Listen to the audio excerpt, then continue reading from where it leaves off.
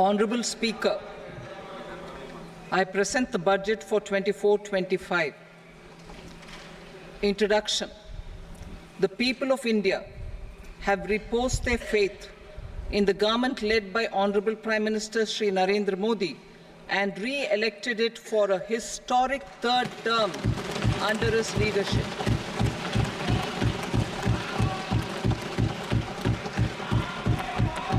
We are grateful for their support, faith, and trust in our policies.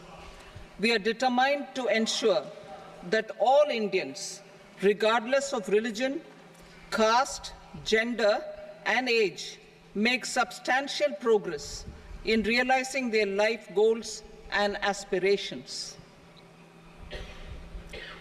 Global context.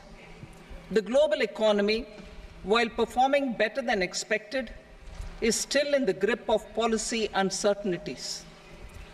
Elevated asset prices, political uncertainties, and shipping disruptions continue to pose significant downside risks for growth and upside risks to inflation. In this context, India's economic growth continues to be the shining exception and will remain so in the years ahead.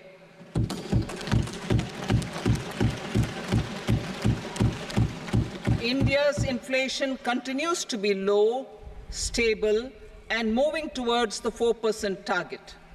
Core inflation, that is non-food and non-fuel, currently is 3.1%. Steps are being taken to ensure supplies of perishable goods reach markets adequately. Interim budget.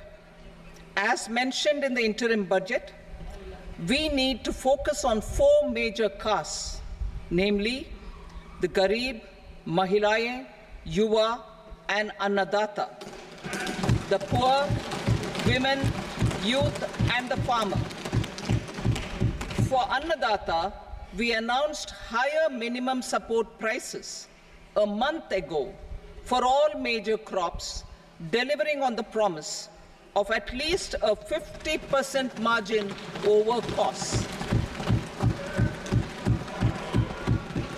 Pradhan Mantri Garib Kalyan Anna Yojana was extended for 5 years, benefiting more than 80 crore people. Administrative actions for approval and implementation of various schemes announced in the interim budget are well underway. The required allocations have been made. Budget theme.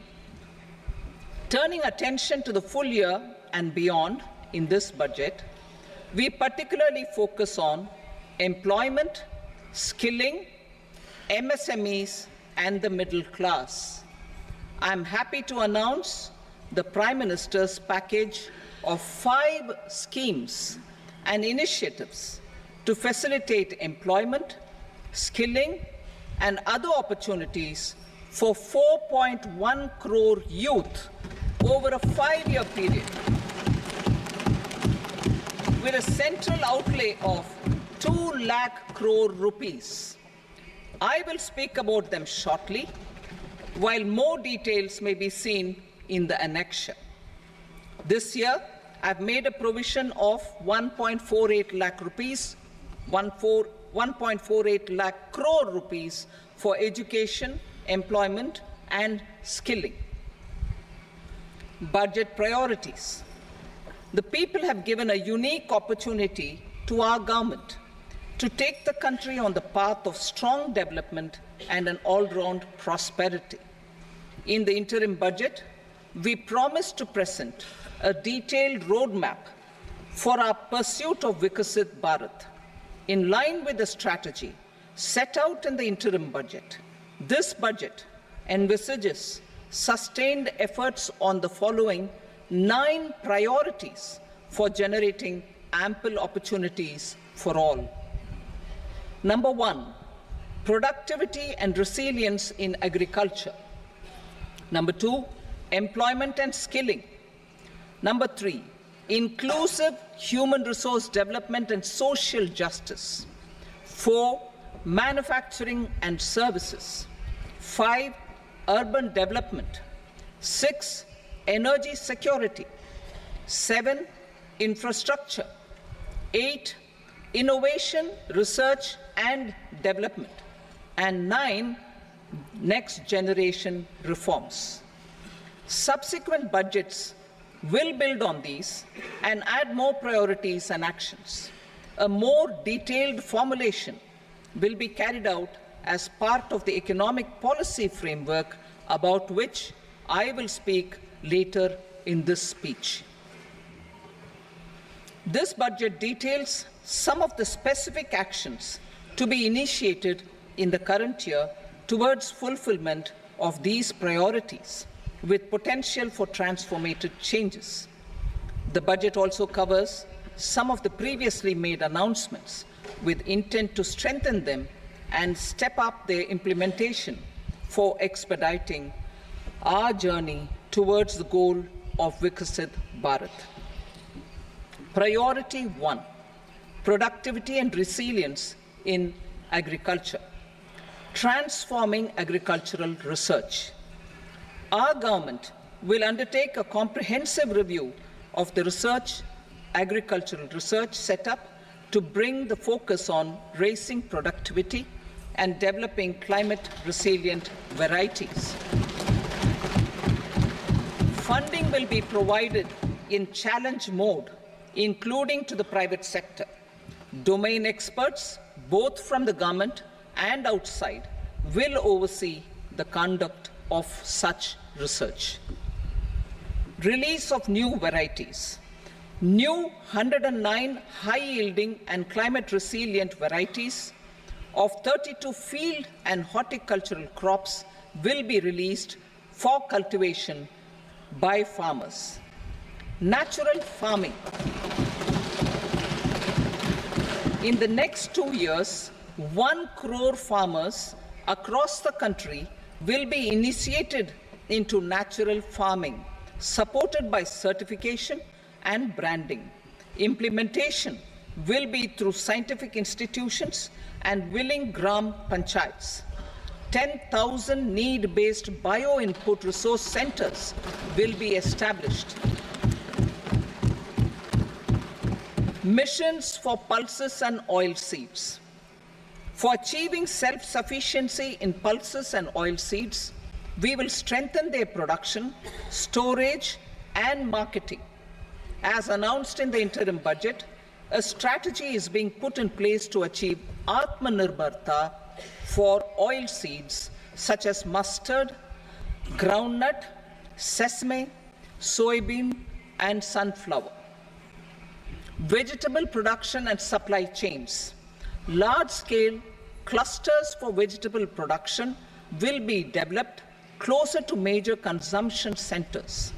We will promote farmer-producer organizations, cooperatives, and startups for vegetable supply chains, including for collection and storage and marketing. Digital public infrastructure for agriculture. Buoyed by the success of the pilot project, our government, in partnership with the states, will facilitate the implementation of the digital public infrastructure in agriculture for coverage of farmers and their lands in 3 years. During this year, digital crop survey for Kharif using the DPI will be taken up in 400 districts. The details of 6 crore farmers and their lands will be brought into the farmer and land registries. Further, the issuance of Jan Samarth-based Kisan credit cards will be enabled in 5 states.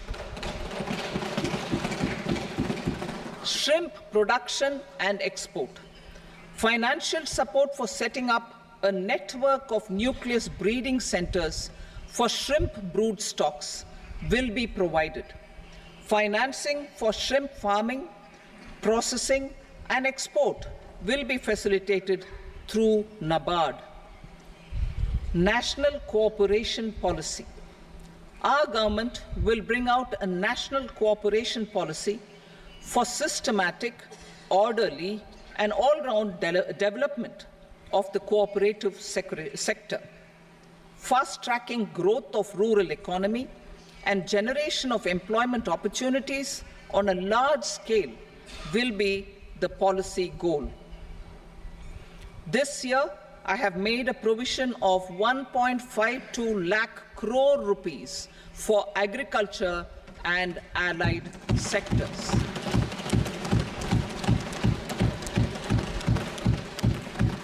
Priority 2, employment and skilling. Employment-linked incentive. Our government will implement following 3 schemes for employment-linked incentive as part of the Prime Minister's package. These will be based on enrollment in the EPFO and focus on recognition of first-time employees and support to employees and employers. Scheme A, first-timers. This scheme will provide 1 month wage to all persons newly entering the workforce in all formal sectors.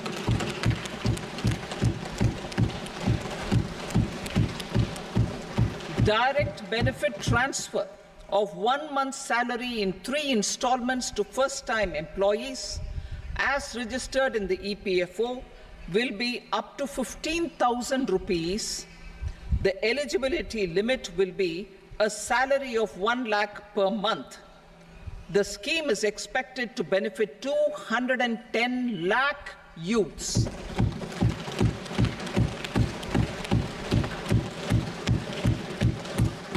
Scheme B, job creation in manufacturing. This scheme will incentivize additional employment in the manufacturing sector linked to the employment of first-time employees. An incentive will be provided at specified scale directly both to the employee and the employer with respect to the EPFO contribution in the first 4 years of employment. The scheme is expected to benefit 30 lakh youth entering employment and their employers.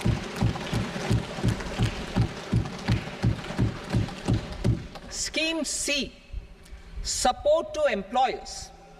This employer-focused scheme will cover additional employment in all sectors.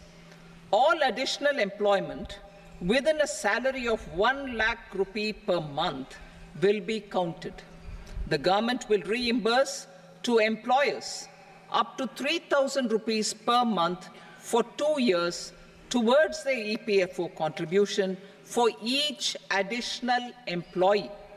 The scheme is expected to incentivize additional employment of 50 lakh persons.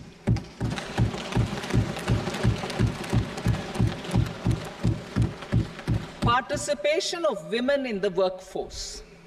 We will facilitate higher participation of women in the workforce through setting up of working women hostels in collaboration with industry and establishing creches.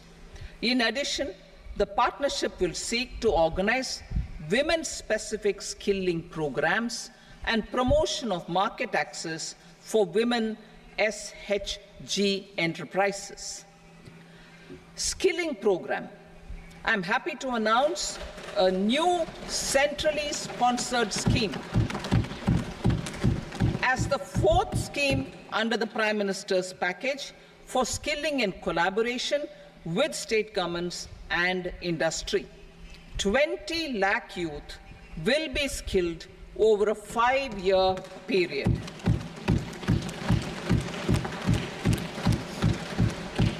"1,000 industrial training institutes will be upgraded in hub and spoke arrangements with outcome orientation. Course content and design will be aligned to the skill needs of industry, and new courses will be introduced for emerging needs." Skilling loans. The model skill loan scheme will be revised to facilitate loans up to 7.5 lakh rupees with a guarantee from a government-promoted fund. This measure is expected to help 25,000 students every year.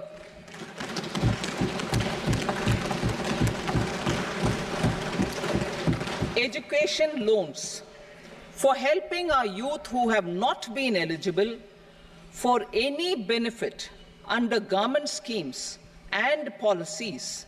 I am happy to announce a financial support for loans up to 10 lakh rupees for higher education in domestic institutions.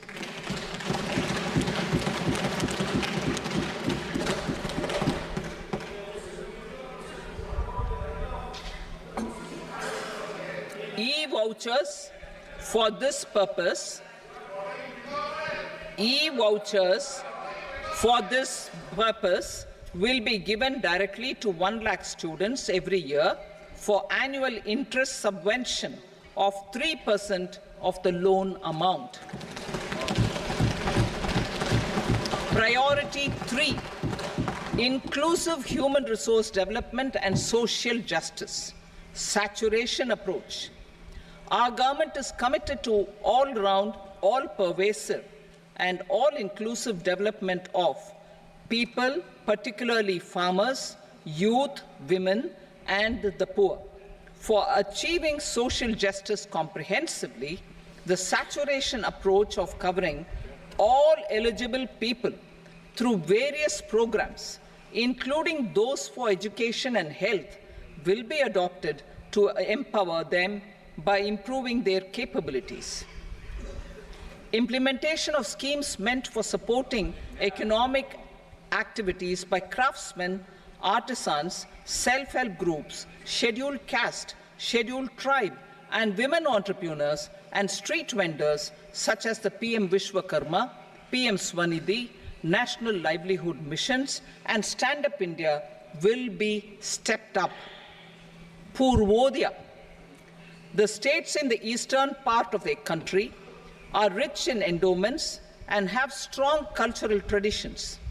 We will formulate a plan, Purvodaya, for the all-round development of the eastern region of the country, covering Bihar, Jharkhand, West Bengal, Odisha, and Andhra Pradesh. This will cover human resource development, infrastructure, and generation of economic opportunities to make the region an engine to attain Vikasit Bharat. On the Amritsar-Kolkata industrial corridor, we will support development of an industrial node at Gaya. This corridor will catalyze industrial development of the eastern region. The industrial node at Gaya will also be a good model for developing our ancient centers of cultural importance into future centers of modern economy. This model shall showcase Vikas B, Virasat B in our growth trajectory. We will also support development of road connectivity projects, namely 1. Patna-Purnia Expressway, 2. Buxar-Bhagalpur Expressway, 3. Bodh Gaya, Rajgir, Vaishali and Darbhanga spurs, and 4. Additional 2-lane bridge over River Ganga at Buxar at a total cost of 26,000 crore rupees.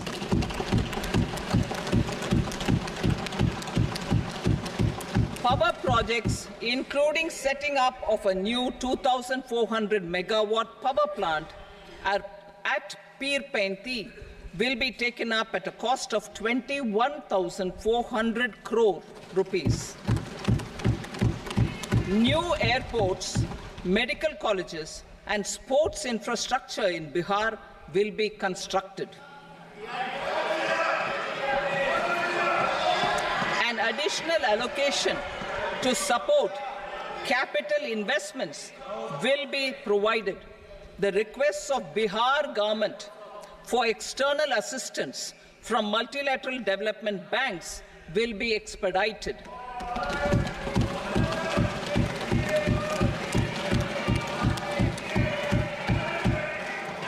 Andhra Pradesh Reorganization Act. Our government has made concerted efforts to fulfill the commitments in Andhra Pradesh Reorganization Act.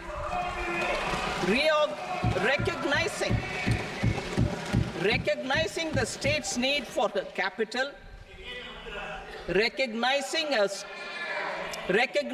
the state's need for a capital, we will facilitate special financial support through multilateral development agencies.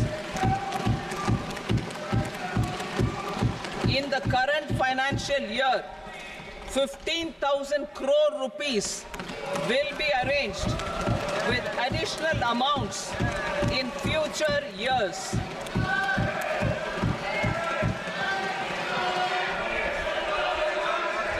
Our government is fully committed to financing and early completion of the Polavaram irrigation project, which is the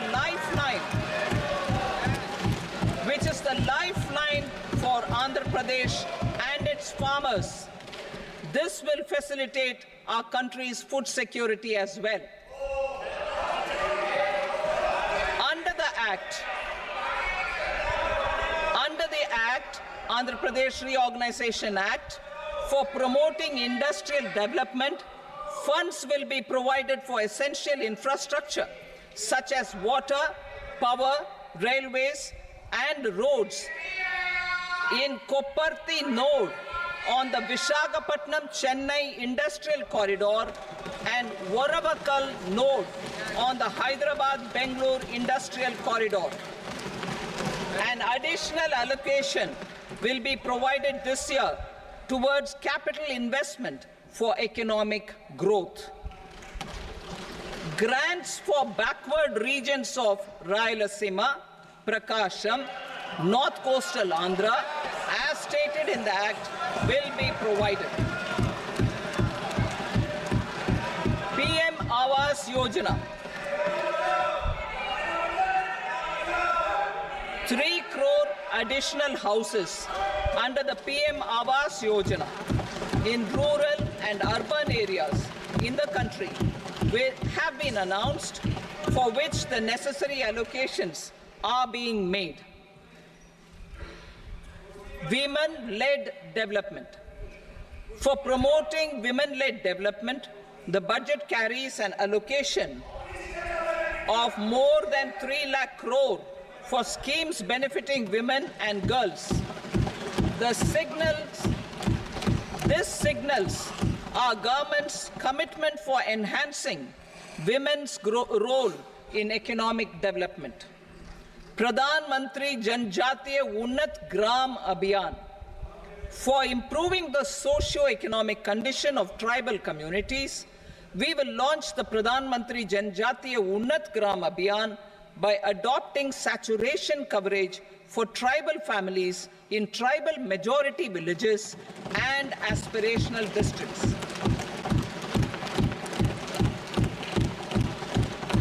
This will cover 63,000 villages, benefiting 5 crore tribal people.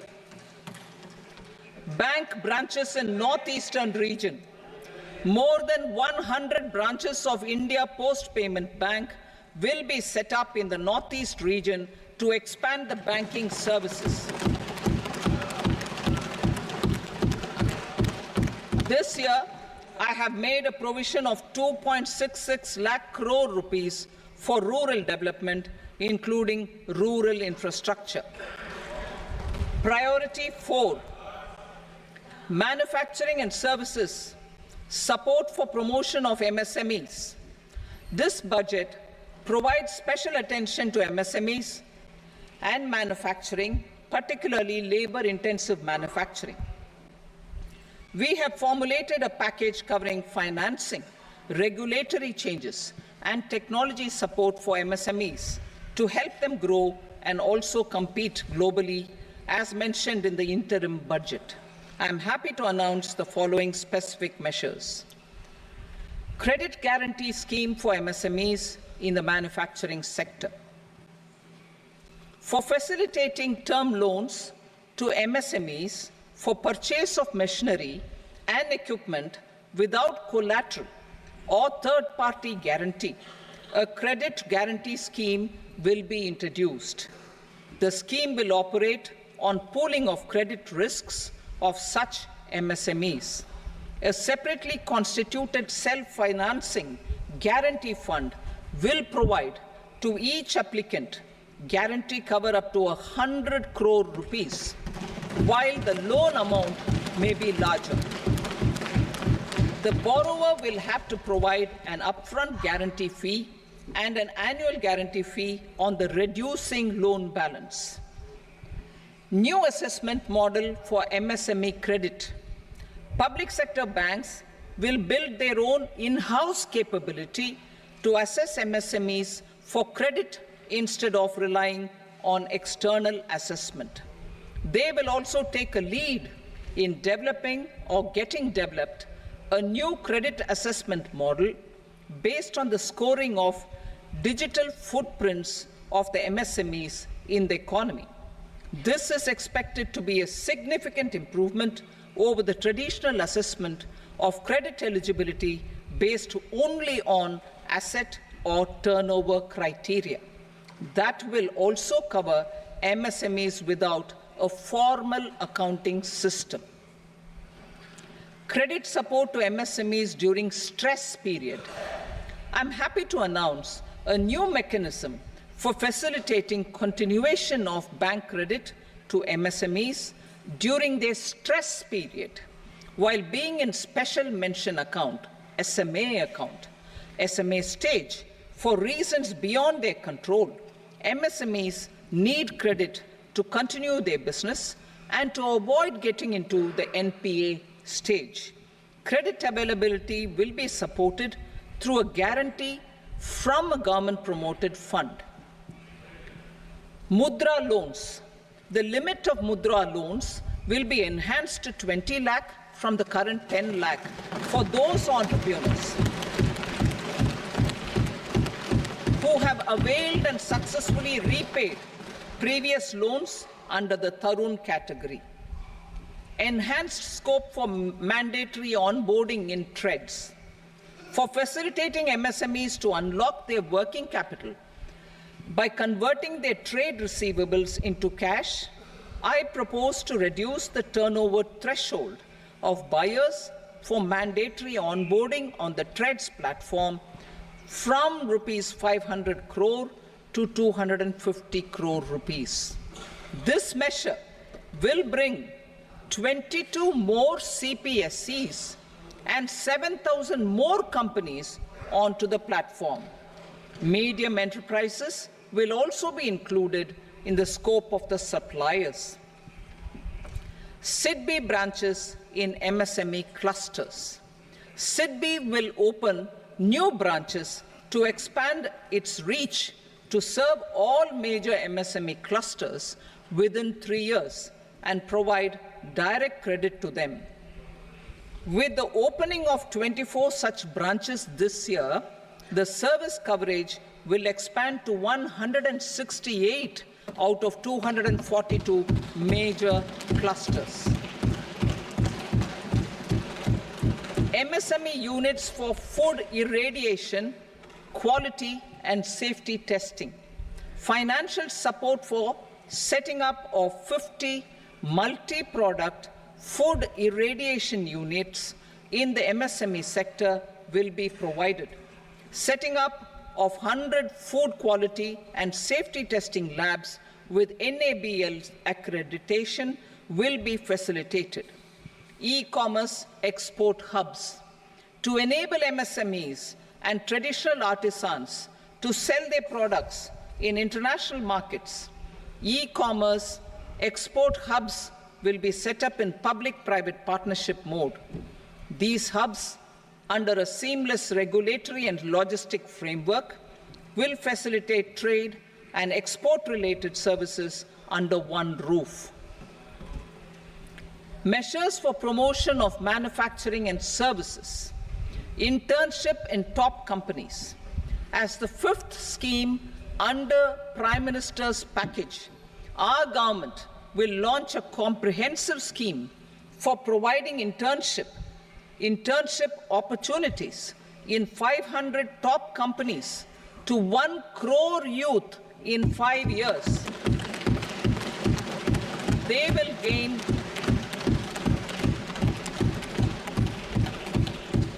will gain exposure for 12 months to real-life business environment, varied professions, and employment opportunities.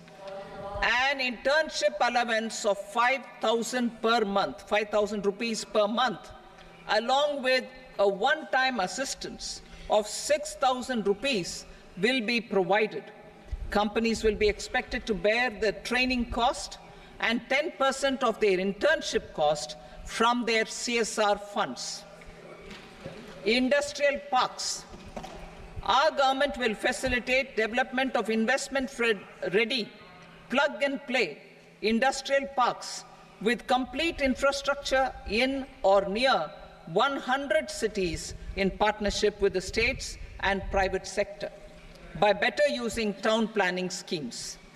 12 industrial parks under the National Industrial Corridor Development Program also will be sanctioned.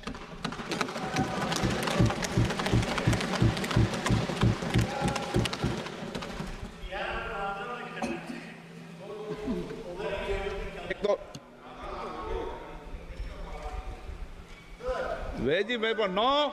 Please, Petier.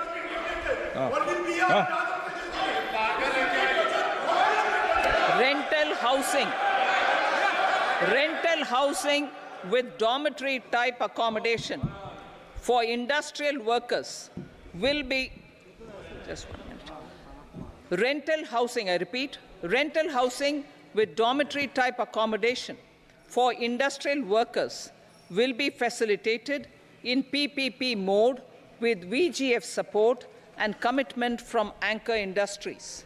Shipping industry, ownership, leasing, and flagging reforms will be implemented to improve the share of Indian shipping industry and generate more employment. Critical mineral mission. We will set up a critical mineral mission for domestic production, recycling of critical minerals, and overseas acquisition of critical mineral assets.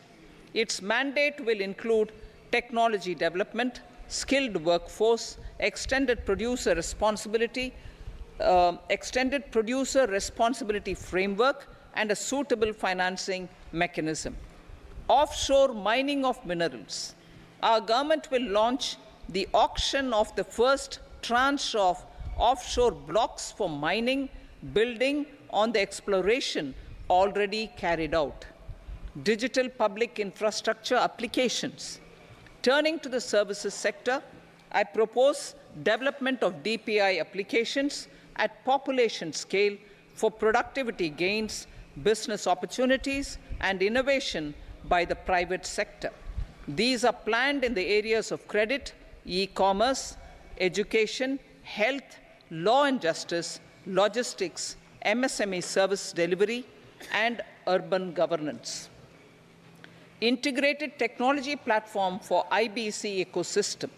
An integrated technology platform will be set up for improving the outcomes under the Insolvency Bankruptcy Code for achieving consistency, transparency, timely processing, and better oversight for all stakeholders. Voluntary closure of LLPs. The services of the Center for Processing Accelerated Corporate Exit, CPACE, will be extended for voluntary closure of LLPs to reduce the closure times. National Company Law Tribunals. The IBC has resolved more than 1,000 companies, resulting in direct recovery of 3.3 lakh crore to creditors. 3.3 lakh crore rupees to creditors. In addition, 28,000 cases involving over 10 lakh crore rupees have been disposed of even prior to admission. Appropriate changes to the IBC, reforms and strengthening of the tribunal and appellate tribunals will be initiated to speed up insolvency resolution. Additional tribunals will be established. Out of those, some will be notified to decide cases exclusively under the Companies Act. Debt recovery. Steps for reforming and strengthening debt recovery tribunals will be taken. Additional tribunals will be established to speed up recovery. Priority 5, urban development. Cities as growth hubs. Working with states, our government will facilitate development of cities as growth hubs. This will be achieved through economic and transit planning and orderly development of peri-urban areas utilizing town planning schemes. Creative redevelopment of cities. For creative brownfield redevelopment of existing cities with a transformative impact, our government will formulate a framework for enabling policies, market-based mechanisms, and regulation. Transit-oriented development. Transit-oriented development plans for 14 large cities with a population above 30 lakh will be formulated, along with an implementation and financing strategy. Urban housing. Under the PM Awas Yojana, Urban 2.0, housing needs of 1 crore urban poor and middle-class families will be addressed with an investment of 10 lakh crore rupees. This will include the central assistance of 2.2 lakh crore rupees in the next 5 years. A provision of interest subsidy to facilitate loans at affordable rates is also envisaged. In addition, enabling policies and regulations for efficient and transparent rental housing markets with enhanced availability will also be put in place. Water supply and sanitation. In partnership with state governments and multilateral development banks, we will promote water supply, sewage treatments, and solid waste management projects and services for 100 large cities through bankable projects. These projects will also envisage use of treated water for irrigation and filling up of tanks in nearby areas. Street markets. Building on the success of PM Swanidhi scheme in transforming the lives of street vendors, our government envisions a scheme to support each year over the next 5 years the development of 100 weekly hearts or street food hubs in select cities. Stamp duty. We will encourage states which continue to charge high stamp duty to moderate the rates for all and also consider further lowering duties for properties purchased by women. This reform will be made an essential component of urban development schemes. Priority 6, energy security, energy transition. In the interim budget, I had announced our strategy to sustain high and more resource-efficient economic growth, along with the energy security in terms of availability, accessibility, and affordability. We will bring out a policy document on appropriate energy transition pathways that balances the imperatives of employment, growth, and environmental sustainability. PM Surya Ghar Muft Bijli Yojana. PM Surya Ghar Muft Bijli Yojana. In line with the announcement in the interim budget, In line with the announcement in the interim budget, PM Surya Ghar Muft Bijli Yojana has been launched to install rooftop solar plants to enable 1 crore households obtain free electricity up to 300 units every month. The scheme has generated remarkable response with more than 1.28 crore registrations and 14 lakh applications, and we will further encourage it. Pumped storage policy.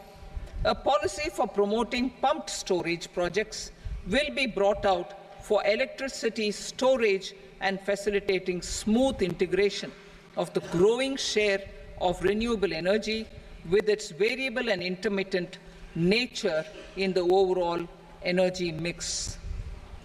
Research and development of small and modular nuclear reactors. Nuclear energy is expected to form a very significant part of the energy mix for Viksit Bharat. Towards that pursuit, our government will partner with the private sector for 1. Setting up Bharat Small Reactors, 2. Research and development of Bharat Small Modular Reactor, and 3. Research and development of newer technologies for nuclear energy. The R&D funding announced in the interim budget will be made available for this sector also. Advanced ultra supercritical thermal power plants. The development of indigenous technology for advanced ultra supercritical thermal power plants with much higher efficiency has been completed. A joint venture between NTPC and BHEL will set up a full-scale 800 megawatt commercial plant using AUSC technology. The government will provide the required fiscal support. Moving forward, development of indigenous capacity for the production of high-grade steel and other advanced metallurgy materials for these plants will result in strong spin-off benefits for the economy. Roadmap for hard-to-abate industries. A roadmap for moving the hard-to-abate industries from energy efficiency targets to emission targets will be formulated. Appropriate regulations for transition of these industries from the current perform, achieve, and trade mode to Indian carbon market mode will be put in place. Support to traditional micro and small industries. An investment-grade energy audit of traditional micro and small industries in 60 clusters, including brass and ceramic, will be facilitated. Financial support will be provided for shifting them to cleaner forms of energy and implementation of energy efficiency measures. The scheme will be replicated in another 100 clusters in the next phase. Priority 7, infrastructure investment by central government. Significant investment the central government has made over the years in building and improving infrastructure has had a strong multiplier effect on the economy. We will endeavor to maintain strong fiscal support for infrastructure over the next 5 years in conjunction with imperatives of other priorities and fiscal consolidation. This year, I have provided 11,11,111 crore rupees for capital expenditure. This would be 3.4% of our GDP. Infrastructure investment by state governments. We will encourage states to provide support of similar scale for infrastructure, subject to their development priorities. a provision of 1.5 lakh crore rupees for long-term interest-free loans have been made this year also to support the states in their resource allocation. Private investment in infrastructure. Investment in infrastructure by private sector will be promoted through viability gap funding and enabling policies and regulations. A market-based financing framework will be brought out. Pradhan Mantri Gram Sadak Yojana, Phase 4 of the PMGSY will be launched to provide all-weather connectivity to 25,000 rural habitations, which have become eligible in view of their population increase. Irrigation and flood mitigation. Bihar has frequently suffered from floods, many of them originating outside the country.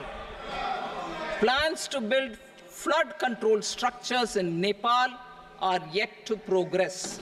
Our government, through the Accelerated Irrigation Benefit Program and other sources, will provide financial support for projects with estimated cost of 11,500 crore rupees, such as the Kosi-Michi intra-state link and 20 other ongoing and new schemes, including barrages, river pollution abatement, and irrigation projects. In addition, survey and investigation of Kosi-related flood mitigation and irrigation projects will be undertaken.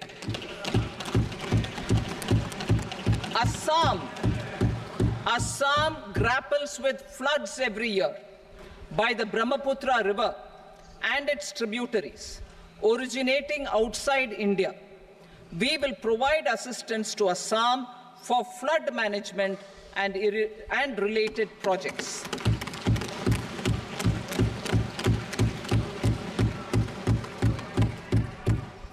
Himachal Pradesh suffered extensive losses due to floods last year. Our government will provide assistance to the state for reconstruction and rehabilitation through multilateral development assistance.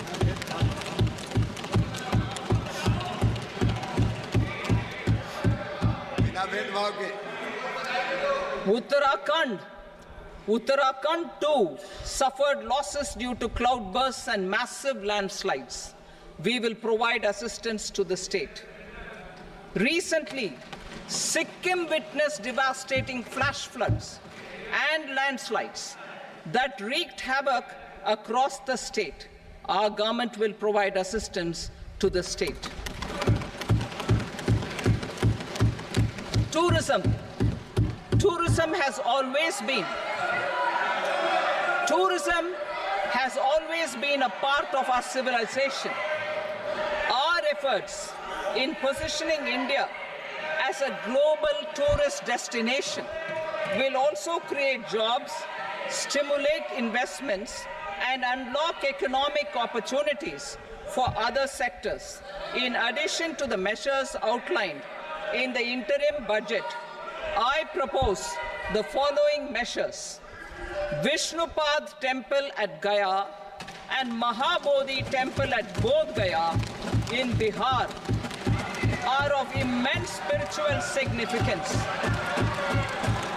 Comprehensive development of Vishnupad Temple Corridor and Mahabodhi Temple Corridor will be supported, modeled on the successful Kashi Vishwanath Temple Corridor to transform them into world-class pilgrim and tourist destinations. Rajgir holds immense religious significance for Hindus, Buddhists, and Jains. The 20th Tirthankara Muniswarata temple in the Jain temple complex is ancient. The Saptarishi, or the 7 hot springs, form a warm water Brahmkund that is sacred. a comprehensive development initiative for Rajgir will be undertaken. Our government will support the development of Nalanda as a tourist center, besides reviving Nalanda University to its glorious stature. Odisha's scenic beauty, temples, monuments, craftsmanship, wildlife sanctuaries, natural landscapes, and pristine beaches make it an ultimate tourism destination.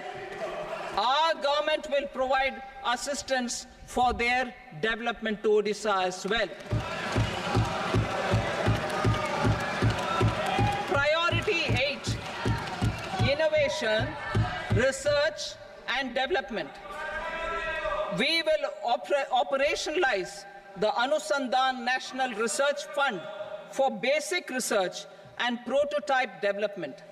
Further, we will set up a mechanism for spurring private sector-driven research and innovation at commercial scale with a financing pool of 1 lakh crore rupees in line with the announcement in the interim budget.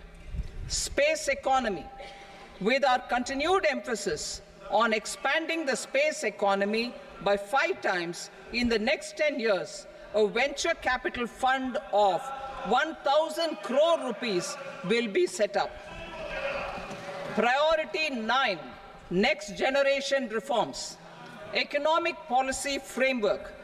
We will formulate an economic policy framework to delineate the overarching approach to economic development and set the scope of the next generation of reforms for facilitating employment opportunities and sustaining high growth.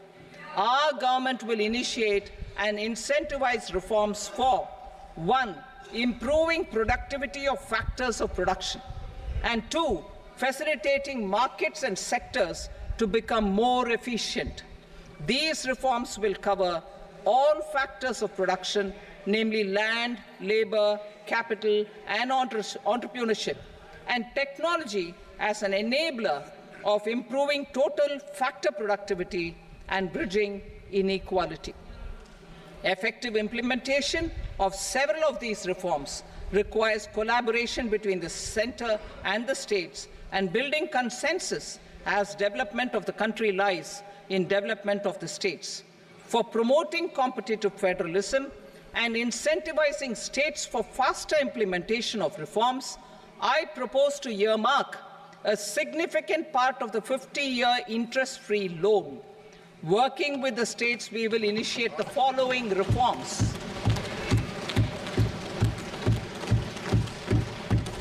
Land-related reforms and actions, both in the rural and urban areas, will cover land administration, will cover 1. Land administration, planning and management, and 2. Urban planning usage and building bylaws. These will be incentivized for completion within the next 3 years through appropriate fiscal support. Rural land-related actions. Rural land-related actions will include 1. Assignment of unique land parcel identification number, UL PIN, or Bhu Aadhaar for all lands. 2. Digitization of cadastral maps. 3. Survey of subdivisions, survey of map subdivisions as per current ownership. 4. Establishment of land registry. And 5. Linking to the farmers registry. These actions will also facilitate credit flow and other agricultural services. Urban land-related actions. Land records in urban areas will be digitized with GIS mapping. An IT-based system for property record administration, updating, and tax administration will be established. These will also facilitate improving the financial position of urban local bodies. Labor-related reforms. Services to labor. Our government will facilitate the provision of a wide array of services to labor, including those for employment and skilling. A comprehensive integration of eShram portal with other portals will facilitate such one-stop solution. Open architecture databases for the rapidly changing labor market, skill requirements, and available job roles, and a mechanism to connect job aspirants with potential employers and skill providers will be covered in these services. Shram Suvidha and Samadhan portal. Shram Suvidha and Samadhan portal will be revamped to enhance ease of compliance for industry and trade. Capital and entrepreneurship-related reforms, financial sector vision and strategy. For meeting financing needs of the economy, our government will bring out a financial sector vision and strategy document to prepare the sector in terms of size, capacity, and skills. This will set the agenda for the next 5 years and guide the work of the government, regulators, financial institutions, and market participants. Taxonomy for climate finance. We will develop taxonomy for climate finance for enhancing the availability of capital for climate adaptation and mitigation. This will support achievement of the country's climate commitments and green transition. Variable capital company structure. We will seek the required legislative approval for providing an efficient and flexible mode for financing leasing of aircrafts and ships and pooled funds of private equity through a variable company structure. Foreign direct investments and overseas investment. The rules and regulations for foreign direct investment and overseas investments will be simplified to 1. Facilitate foreign direct investments, 2. Nudge prioritization, and 3. Promote opportunities for using Indian rupee as a currency for overseas investment. NPS Vatsalya. NPS Vatsalya, a plan for contribution by parents and guardians for minors, will be started. On attaining the age of majority, the plan can be converted seamlessly into a normal NPS account. Use of technology. We have successfully used technology for improving productivity and bridging inequality in our economy during the past 10 years.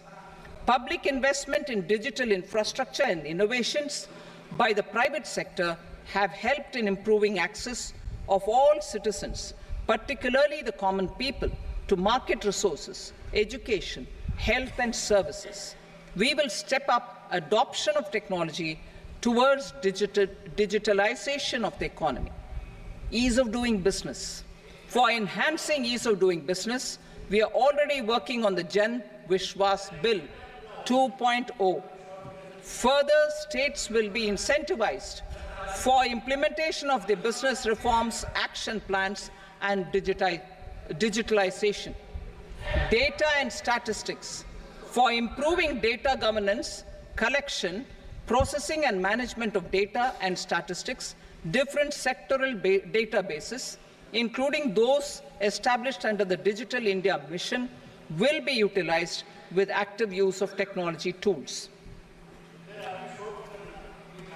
New pension scheme. The committee to review the NPS has made considerable progress in its work. I'm happy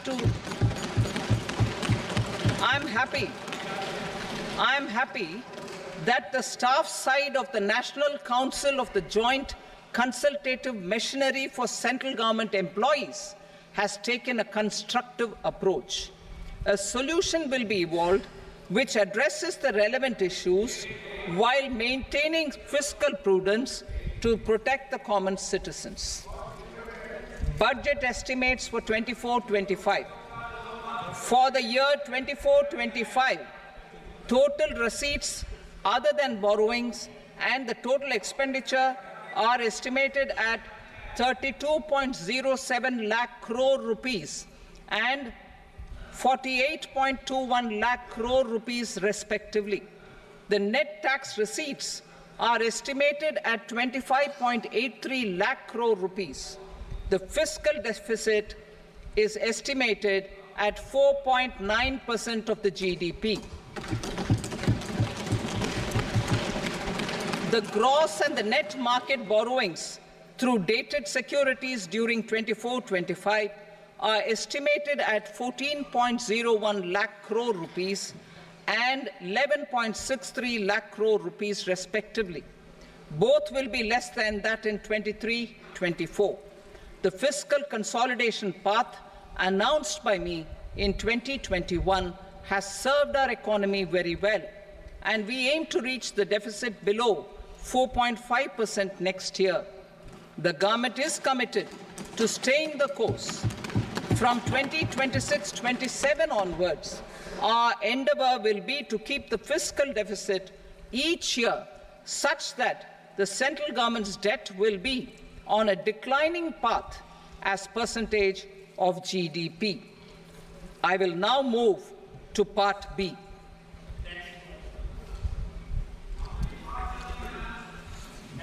Indirect taxes. Sir, I start with GST. It has decreased tax incidence on the common man, reduced compliance burden and logistics cost for trade and industry, and enhanced revenues of the central and the state governments. It is a success of vast proportions. To multiply the benefits of GST, we will strive to further simplify and rationalize the tax structure and endeavour to expand it to the remaining sectors. My proposals for customs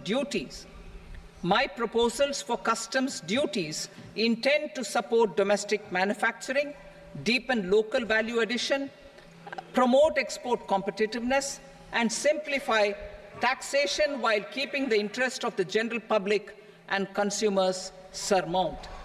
In Budget 22-23, we reduced the number of customs duty rates. I propose to undertake a comprehensive review of the rate structure over the next 6 months to rationalize and simplify it for ease of trade, removal of duty inversion, and reduction of disputes. I shall now take up sector-specific customs duty proposals. Medicine and medical equipments. To provide relief to cancer patients, I propose to fully exempt 3 more medicines from customs duties.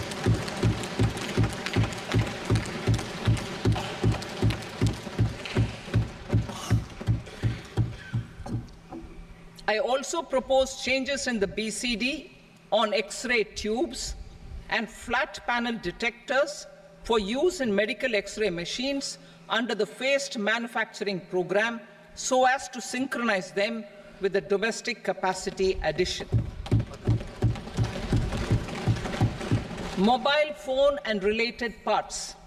With a 3-fold increase in domestic production and almost a 100-fold jump in exports of mobile phones over the last 6 years, the Indian mobile industry has matured.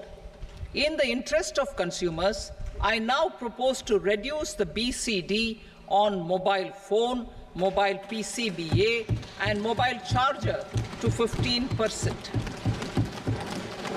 Critical minerals. Minerals such as lithium, copper, cobalt, and rare earth elements are critical for sectors like nuclear energy, renewable energy, space, defense, telecommunications, and high-tech electronics. I propose to fully exempt customs duties on 25 critical minerals and reduce BCD on 2 of them.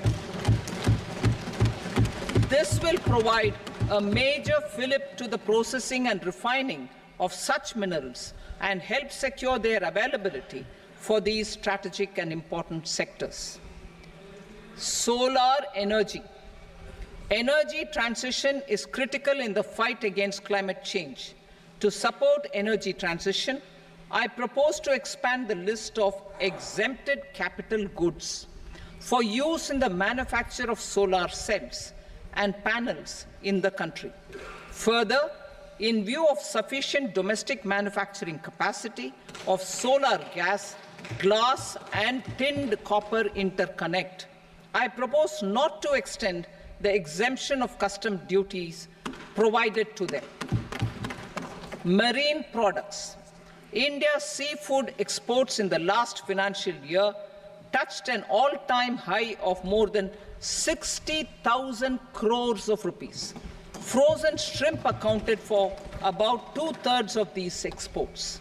To enhance their competitiveness, I propose to reduce BCD on certain broodstock, polychaete worms, shrimp and fish feed to 5%. I also propose to exempt customs duty on various inputs for manufacture of shrimp and fish feed. Leather and textile. Similarly, to enhance the competitiveness of exports in the leather and textile sectors, I propose to reduce BCD on real down-filling material from duck or goose.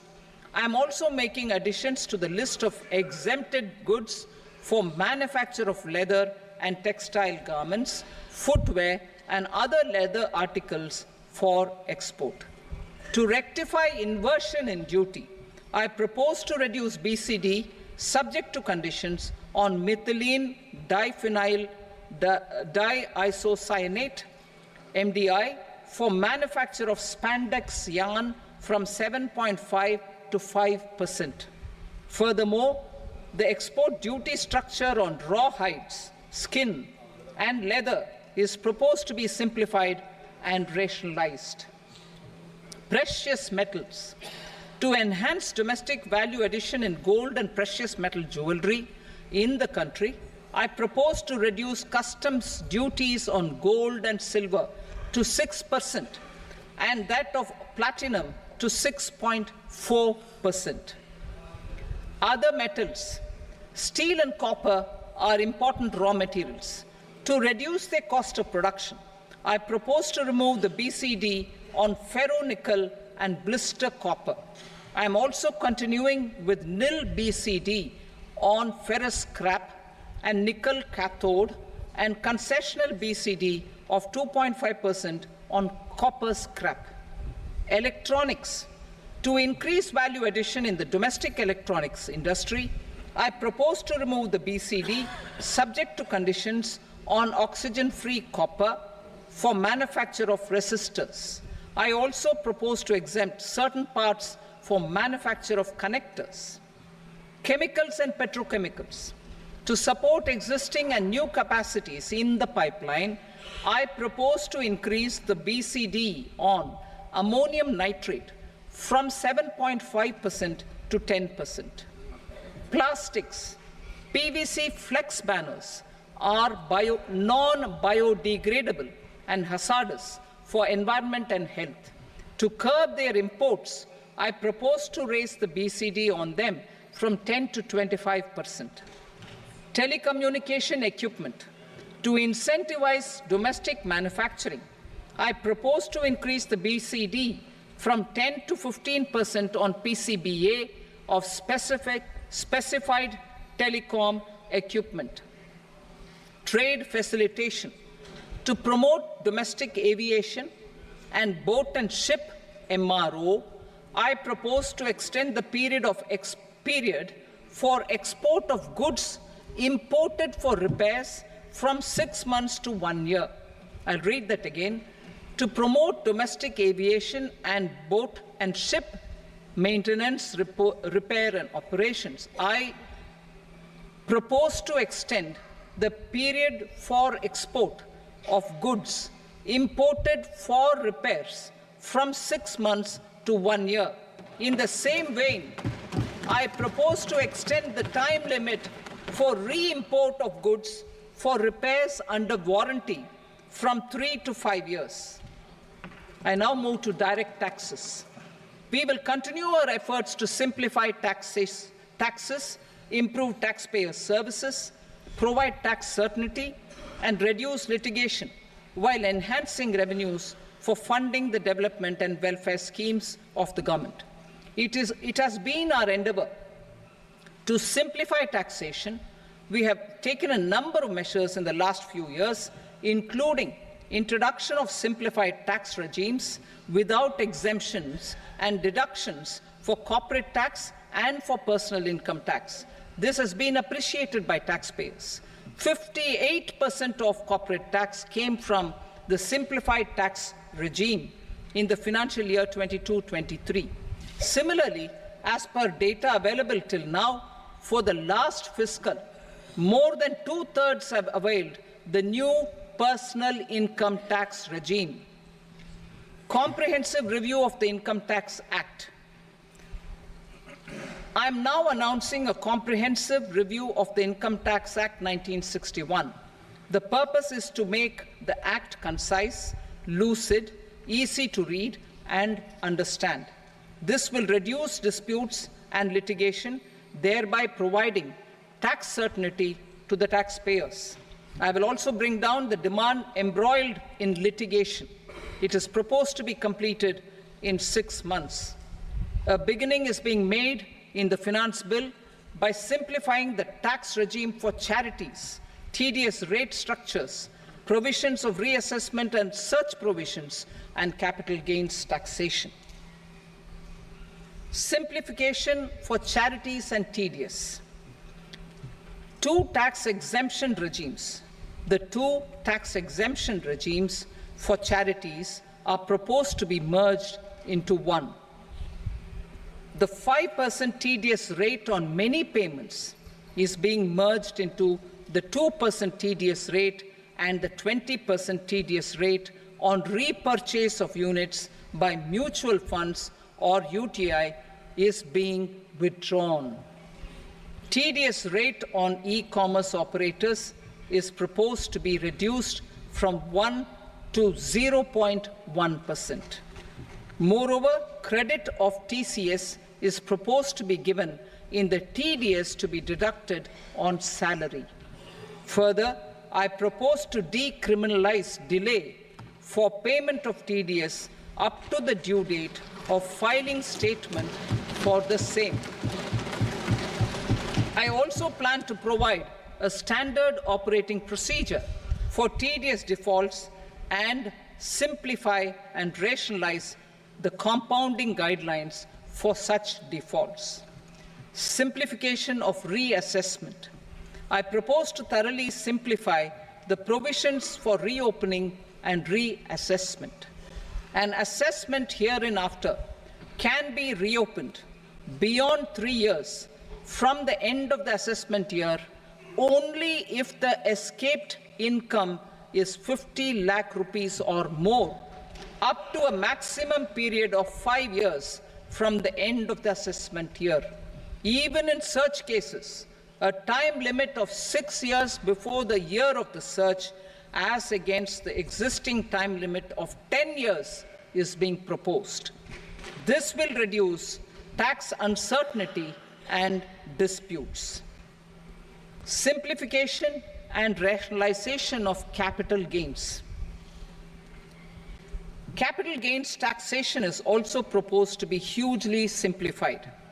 Short-term gains on certain financial assets shall henceforth attract a tax rate of 20%, while that on all other financial assets and all non-financial assets shall continue to attract the applicable tax rate.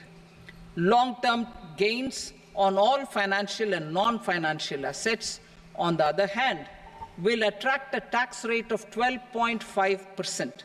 For the benefit of the lower and the middle income classes, I propose to increase the limit of exemption of capital gains on certain financial assets to 1.25 lakh rupees per year. Listed financial assets held for more than a year will be classified as long-term, while unlisted financial assets and all non-financial assets will have to be held for at least 2 years to be classified as long-term. Unlisted bonds and debentures, debt mutual funds, and market-linked debentures, irrespective of holding period, however, will attract tax on capital gains at applicable rates. Taxpayer services. All the major taxpayer services under GST and most services under customs and income tax have been digitalized. All remaining services of customs and income tax, including rectification and order giving effect to appellate orders, shall be digitalized and made paperless over the next 2 years. Litigation and appeals. While our concerted efforts to reduce pendency of appeals at various appellate fora are beginning to show good results, it will continue to engage our highest attention. To dispose of the backlog of first appeals, I plan to deploy more officers to hear and decide such appeals, especially those with large tax effect. For resolution of certain income tax disputes pending in appeal, I am also proposing Vivad Se Vishwas Scheme 2024. Further, I propose to increase monetary limits for filing appeals related to direct taxes, excise, and service tax in the tax tribunals, high courts, and Supreme Court to 60 lakh rupees, 2 crore rupees, and 5 crore respectively, with a view to reduce litigation and provide certainty in international taxation. We will expand the scope of safe harbor rules and make them more attractive. We will also streamline the transfer pricing assessment procedure. Employment and investment. I have a few proposals to promote investment and foster employment.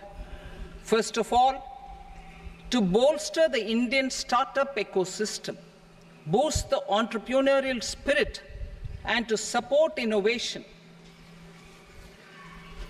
I propose to abolish the so-called angel tax for all classes of investors. Second, there is tremendous potential for cruise tourism in India.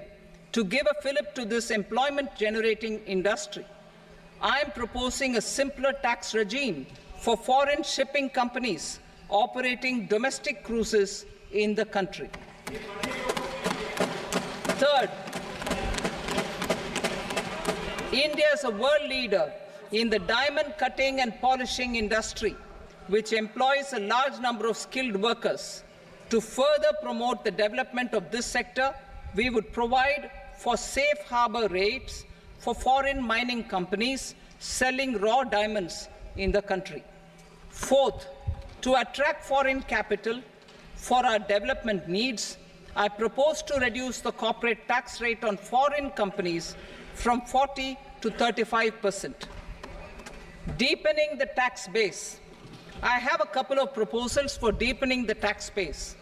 First, security transaction tax on futures and options of securities is proposed to be increased to 0.02% and 0.1% respectively. Second, for reasons of equity, I propose to tax income received on buyback of shares in the hands of recipients. Other proposals. To improve social security benefits, deduction of expenditure by employers towards NPS is proposed to be increased from 10 to 14% of the employee's salary. Similarly, deduction of this expenditure up to 14% of salary from the income of employees in private sector, public sector banks and undertakings opting for the new tax regime is proposed to be provided. Indian professionals working in multinationals get ESOPs and invest in social security schemes and other movable assets abroad. Non-reporting of such small foreign assets has penal consequences under the Black Money Act. Such non-reporting of movable assets up to 20 lakh rupees is proposed to be depenalized. Other major proposals in the finance bill relate to withdrawal of equalization levy of 2%, expansion of tax benefits to certain funds and entities in IFSCs, and immunity from penalty and prosecution to Benamidar on full and true disclosure so as to improve conviction under the Benami Transaction Prohibition Act 1988. Personal income tax. Coming to personal income tax rates, I have two announcements to make for those opting for the new tax regime. First, the standard deduction for salaried employees is proposed to be increased from 50,000 to 75,000 rupees.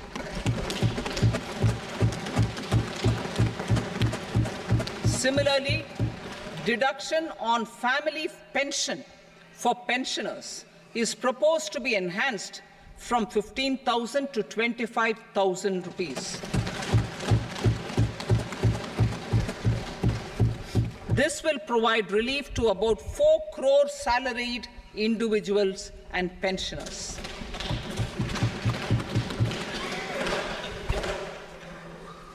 Second, in the new tax regime, the tax rate structure is proposed to be revised as follows: 0 to 3 lakh rupees, nil; 3 to 7 lakh rupees, 5%; 7 to 10 lakh rupees, 10%; 10 to 12 lakh rupees, 15%; 12 to 15 lakh rupees, 20%; and above 15 lakh rupees, 30%. As a result of these changes, a salaried employee in the new tax regime stands to save up to 17,500 rupees in income tax.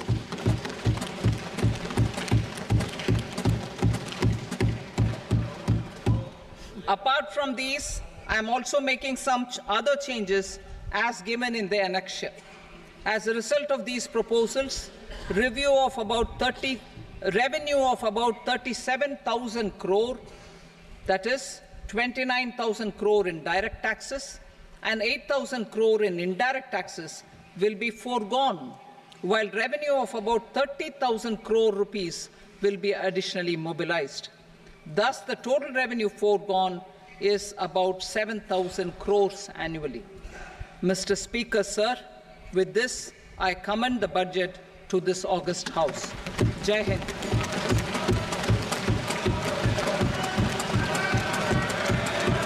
Item number 2. Item number 2.